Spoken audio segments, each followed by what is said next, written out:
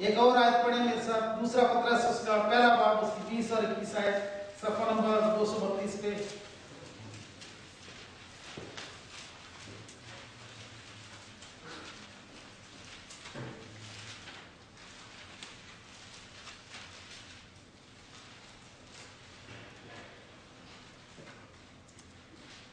आयत, और पहले ये जान लो कि किताब मुकद्दस की किसी नबूवत की बात की तादील किसी के जाती इख्तियार पर महफूज नहीं, क्योंकि ये खुदा का कलाम है। किताब मुकद्दस की किसी बात की ये प्राइवेट काम नहीं कि हम जिस तरह से चाहे बाइबल पढ़ें, इसका तर्जमा कर लें, जिस तरह से तफसीर कर लें, तावील कर लें, क्योंकि ये खुदा का कलाम है। इसलिए इसको ऐसे नहीं हो सकता कि हम अपनी मर्जी के मुताबिक इसकी कर लें, तशरीह कर लें, क्योंकि नबूवत की कोई बात आदमी की ख्वाहिश से कभी नहीं हुई।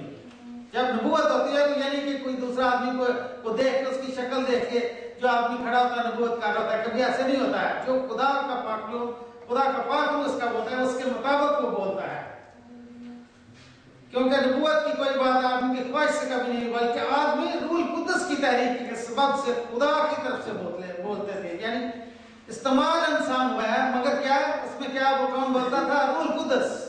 इस तरीके से खुदा उनका पाकलाम जो लिखा गया है, क्योंकि बल्कि आदमी की रूह कुद्दस की तहरीक के सबब से खुदा की तरफ से बोलते थे। नबी जो होते थे, पैगंबर थे, जब उनको खुदा उनका पाक उन पर नाज़िल होता था तो वो पाक की लपेट में आ जाते थे और वो खुदा का पाक कलाम बोलते थे और वो लिख लिया गया।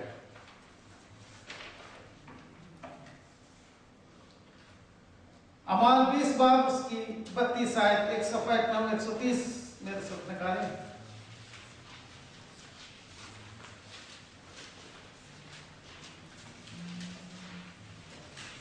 यहाँ पे फरूस रसूल जो है वो जब लीडर्स को खुदा करता है, उनको खिदमत के लिए रवाना करता है, तो उनको क्या कहते हैं कि वो मैं तुम्हें फजल के, अब मैं तुम्हें खुदा और उसके फजल के कलाम के सुपुर्द करता हूँ। खुदा उनके फजल के कलाम के उनको सुपुर्द करके उनकी क्या है, उनकी भेजता है, जो तुम्हारी तरक्की करता है, कर सकता है और तमाम मुकद्दसों में शरीक करके मिरास दे सकता है। कलाम क्या करता है? हमारी तरक्की करता है, और उसके बाद हमें क्या है, तमाम मुकद्दसों में शरीक करके मिरास दे सकता है। हम कैसे मिरास लेते हैं? जब हम ईमान लेके आते हैं, जब हम कलाम सुनते हैं, कलाम पर हम ईमान लेके आते हैं। जितनों ने उसे कबूल किया उसने खुदा के फर्जंद बनने का हक बख्शा। जब हम बेटे बन जाते हैं तो हम मिरास हो जाते हैं खुदा के, क्योंकि हमारी जो खुदावंद की मिरास है वो हमें मिल जाती है। जो बाप की मिरास होती है वो किसकी होती है? बेटों की होती है। हालेलुया। हमारे बाप का जो कुछ है खुदा का, वो हमारा है। हमारे दुनियावी तौर पर भी जो कुछ हमारे बाप का है, किसका होता है? बेटों का होता है, बच्चों का होता है। जब हम उसके बेटे होते हैं तो वो सब कुछ हमारा होता है। हालेलुया।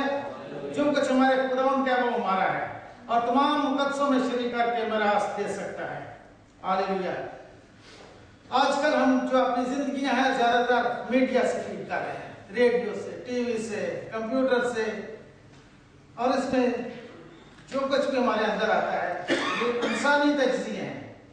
इसमें कुछ नेगेटिव बातें भी होती हैं, डिप्रेसिव बातें भी होती हैं, लेकिन क्योंकि ये इंसानी बातें हैं, ये खुदा की तरफ से नहीं। लेकिन खुदा का कलाम पढ़िए, इसमें उम्मीद है, इत्मीनान है, तसल्ली है, और आपको नई जिंदगी मिलेगी और आप अपनी आज़माइशों से बाहर आ जाइए। हालेलुया। क्योंकि ये खुदा का कलाम है, ये जिंदा है। हालेलुया। इसीलिए आज हम इतने सदियों के बाद पढ़ते हैं तो इसमें से हमें क्या है, बरकत मिलती है, क्योंकि ये खुदा का कलाम है। हालेलुया। सो पहली बात हमने क्या सीखी है कि ये खुदा का कलाम है। दूसरी बात हम सीखने को है, खुदा का कलाम जिंदा है।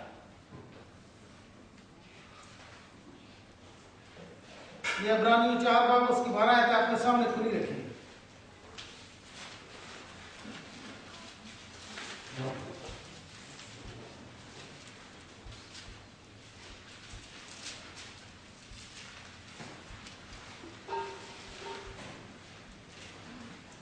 दूसरी बात आज हम क्या सीखने को है? पहली बात यह क्योंकि खुदा का कलाम, ये खुदा का कलाम है, और दूसरी बात क्या है? जिंदा है। हालेलुया। मुर्दा नहीं है। इसकी जो नेचर है, इसकी फितरत जो है, किरदार है, मजाज है, वो क्या है? जिंदा है, मुर्दा नहीं, डिप्रेस करने वाला नहीं है, बीमारियां फैलाने वाला नहीं है, मुश्तिल करने वाला नहीं है। हालेलुया, डिस्करेज करने वाला नहीं है, इसमें उम्मीद है। नफरत फैलाने वाला नहीं है, मुश्तिल करने वाला नहीं है। Hallelujah, hallelujah. खुदा का कलाम, क्योंकि खुदा का कलाम है, क्योंकि हमारा खुदा जिंदा है, इसलिए यह कलाम भी जिंदा है। Hallelujah, hallelujah. इसको पढ़िए, इसमें से आपको भी जिंदगी मिल जाएगी। हालेलुया। और जो लफ्ज जिंदा के लिए इस्तेमाल हुआ है यूनानी ज़बान में ज़ोए है। इसका ज़ोए का मतलब होता है मुसलसल जिंदगी रखने वाला। इसमें से जिंदगी कभी खत्म नहीं होती। हालेलुया, क्योंकि ये मुसलसल जिंदगी रखता है। और यीशु मसीह ने भी कहा, जिंदा करने वाली रूह है, जिस्म से कुछ फायदा नहीं। जो बातें मैंने तुमसे कही वो रूह भी है और जिंदगी भी। हालेलुया। और खुदा का कलाम जिसके अंदर बसा रहता है, उसके अंदर क्या बसी रहती है? जिंदगी बसी रहती है। हालेलुया। तुलसियों 3 बार उसकी 15 है, सफर नंबर 195 में निकालें सब 195।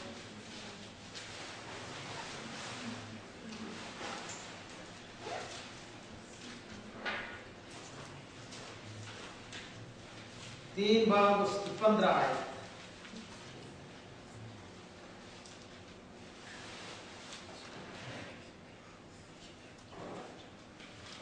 16 है। मसीह के कलाम को अपने दिलों में कसरत से बसने दो और कमाल दानाई से आपस में तालीम और नसीहत करो और अपने दिलों में फजल के साथ खुदा के लिए मज़ामीर और गीत और रूहानी गज़लें गाओ। हालेलुया। खुदा उनके कलाम को अपने दिलों में कसरत से बसने दो। तुम्हारे दिल खुदा के कलाम से खाली ना रहे। इसका मतलब यह है, आज ईमानदारों के अंदर ज्यादा कलाम पढ़ने का शौक नहीं है। अगर आप पेंटिकॉस्टल की हिस्ट्री से वाकिफ हैं, 40s 50s के अंदर जब पेंटिकॉस्टल मूवमेंट स्टार्ट हुई तो ईमानदार जो थे बहुत ज्यादा बाइबल पढ़ने वाले थे। उनके दिल जो है ये हर वक्त कलाम से भरे रहते थे। वो जब बोलते थे तो कलाम बोलते थे। मगर आज क्या है कि हम कलाम, ईमानदारों के पास वक्त नहीं है कलाम पढ़ने का।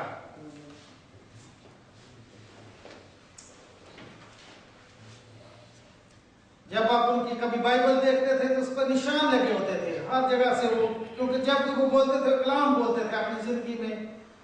आज हमने गौर करना है कि हम कलाम को कौन सा दर्जा देते हैं। क्या हम इसको रोजाना पढ़ते हैं? क्या सुबह शाम पढ़ते हैं? आज हमारी मुश्किल यह है कि हमारे दिल जो है वो कलाम से खाली है, इसलिए शैतान हम पे क्या है, गालिब आ जाता है। हम इस्लामी माहौल में रहते हैं। इस माहौल में क्या है? तो हम प्रस्ती है। इस माहौल में क्या है कि कलाम की आयत को देखते हैं, कोई भी चीज जो है लिख के घर के बाद लगा देते हैं, चाहे समझ आए या ना आए। कहते हैं कि हमें इससे क्या है, बरकत मिलेगी। तकिए के नीचे बाइबल रख के सो जाएंगे, हमें बुजुर्ग तंग नहीं करेंगे। कलाम के तावीज बनाकर पहन लेते हैं लोग, कलाम की आयतें बोलकर पी लेते हैं। लेकिन जब तक कलाम की तशरीह, कलाम की समझ हमारे अंदर नहीं आती, जबकि इसमें लिखा क्या है ये हमारी रूहों को मनवर नहीं करती, तब तक बरकतें हमारे घरों की तरफ लौट नहीं सकती। हालेलुया। और उस वक्त तक हम बरकत नहीं पा सकते। कलाम जो पढ़ने वाले हैं वो क्या तरक्की करते हैं और बरकत पाते हैं और वो जिंदा रहते हैं। अय्यूब की मिसाल देख, अय्यूब 23 बाब उसकी 12 आयत, सफा नंबर 512 पे एक आयत पढ़ ले, बहुत अच्छी आयत है।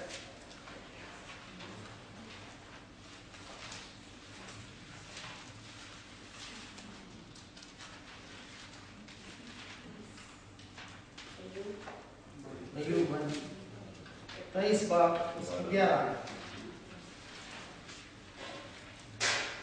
मैं उसके रास्ते पर चलता रहा हूं और बचता नहीं हुआ, मैं उसके लबों के हुक्म से हटा नहीं।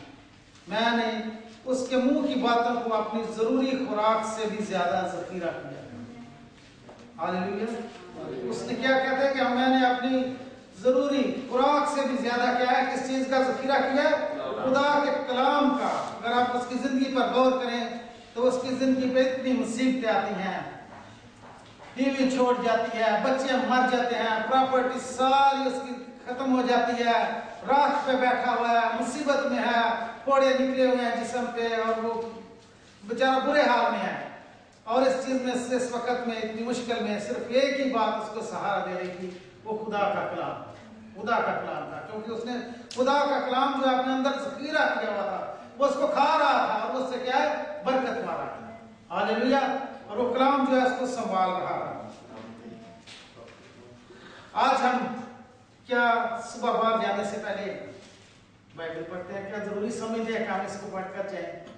हम क्या करते हैं? सुबह उठ के नहाते हैं, तैयार होते हैं, अच्छे से कपड़े पहनते हैं, परफ्यूम लगाते हैं, ये करते हैं, वो करते हैं कि सब हमें देखें और हम अच्छे लगे।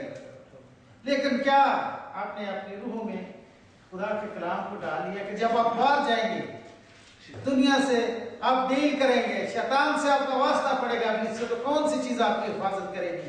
ना ही अच्छे कपड़े, ना ही अच्छी जूती, ना ही पॉलिश शूज, ना ही आपके अच्छे बाल आपकी हिफाजत करेंगे। अगर कोई चीज हिफाजत करेगा तो वो खुदा का पाक कलाम है।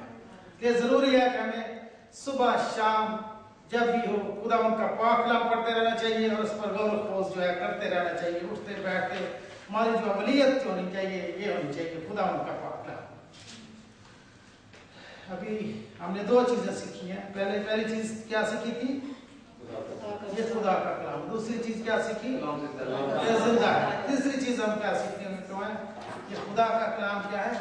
मुअस्सर है, असर करने वाला है। Hallelujah. Powerful in working, it is powerful in working. जो यूनानी लफ्ज इसके लिए इस्तेमाल हुआ है एनर्गेज। एनर्गेज का मतलब क्या होता है? एनर्जी। और जब एनर्जी आपके अंदर होती है तो क्या होता है? यू बिकम एनर्जेटिक, यानी तवानाई वाले हो जाते हैं। हालेलुया। ये कलाम की एक और बरकत है कि अलाही तवानाई से लबरेज, जो इसको पढ़ेगा वो क्या होगा? एनर्जेटिक। आज हम एनर्जेटिक क्यों हैं? हम कमजोर क्यों हैं? हमारे अंदर क्यों बीमारियां, तकलीफें हैं? क्योंकि हम क्या कि खुदा का कलाम नहीं पढ़ते, हमारे अंदर खुदा का कलाम नहीं है, इसलिए हम क्या एनर्जेटिक नहीं है। हमारे अंदर बीमारियां आ जाती हैं, बहुत जल्दी बीमारियां हम पे हमला करती हैं, शैतान हमला करता है और हम काबू में आ जाते हैं। यसाया 55 बाब उसकी 10 और 11 मेरे साथ निकालें, सफर नंबर 705 पे।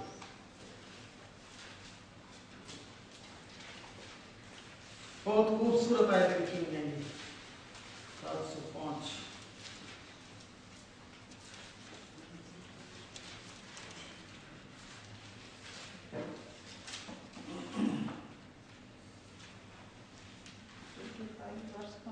दस और 11।